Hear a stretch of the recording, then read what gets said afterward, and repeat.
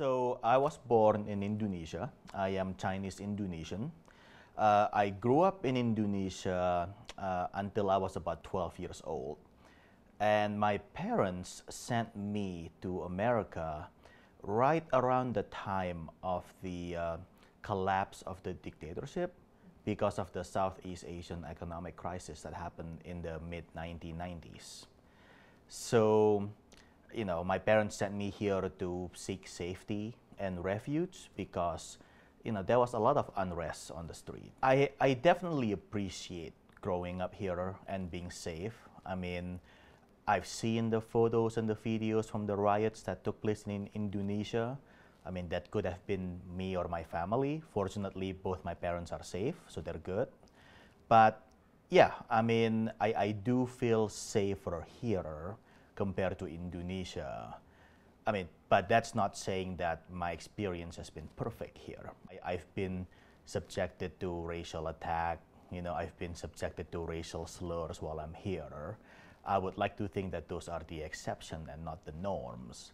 But the growing wave of hate crimes that has happened since last year is definitely a cause of concern for myself, my family, and my community. What has been very encouraging is that in the middle of all of these hate crimes, we have seen a lot of new leaders and young leaders stepping up, organizing the community, organizing volunteers for the elders to help our elders feel safe. I'm very happy to see that development, people speaking out. We have seen our allies speaking out as well. So that's definitely encouraging. I know that there will be a lot more community events and festivals happening in the next few months. So that's also a positive development where we can actually celebrate our culture and celebrate our heritage and not just be all about hate crimes. In our culture, we like to get together and share food and build relationships, just like in any other culture. COVID-19 has kind of stopped us from doing that, so we haven't really had any large-scale community gathering except for what happened, except after the mass shooting in Atlanta, which is when we did the rally and the vigil.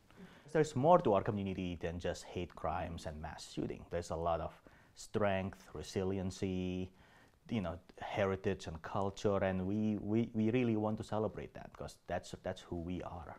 What I want people to learn is that our community is strong and that our community is resilient, and that despite all of the terrible tragedies and the mass shooting and the hate crimes, we will continue, we are here, we will continue to be here, and we will support each other, and we will make our way through it.